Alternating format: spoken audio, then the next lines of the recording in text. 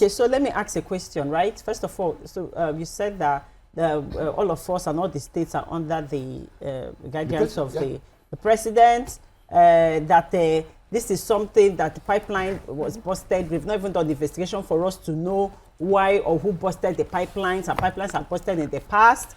And then thirdly, we, as a lawyer, you know that there are specific guidelines and outlines for a state of emergency to, under section 305, subsection 3, specifically. Yes. So that means we even know that the underlisted, none has happened so far in River State. Then let's look at the northern part of Nigeria, where things are actually happening, where there's Boko Haram and so many insurgencies and terrorist attacks, where there's actually kidnapping, where we have issues. You cannot compare what's happening in the north with what's happening in River State. Why has the president decided to now call a state of emergency in River State that the issue wants to start or is about to start or might not start? What happens to the northern states that issues have been happening? Why has a state of emergency not been called in the north? Yes, you have made a very good point, but then we will explain it and understand it very well. If you look at it, those instances that you cited, they are not applicable here. What is happening in the north, yes, there's a challenge to security. Okay. Do you understand? Now, there is no challenge to governance. Nobody has said the governor should not come into his office.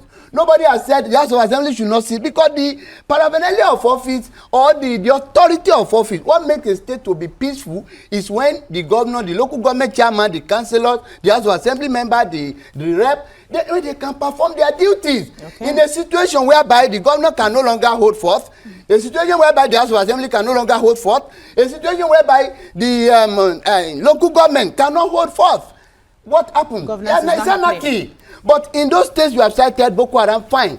Cattle rustlers in Kaduna State, what they call them, terrorists in Borno. There is a Zamfara, that's what they call them. There's another thing. There's another name. Kidnapping and other insurgency. All these people, they have not disturbed the governor from accessing the office.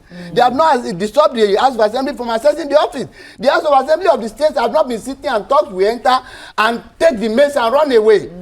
We are heading to anarchy. So like there are different issues. There are different issues. Oh, okay. In Borno, when it was declared in those days, it has got to the stage that nobody could even move freely. Do you understand? Do you understand? In Borno, in Taraba, in Adamawa then, you understand? You could no longer, even they go to banks, break it up and so on and so forth. But here, it will get to that in Rivers if the governor, if the president fails to take an action.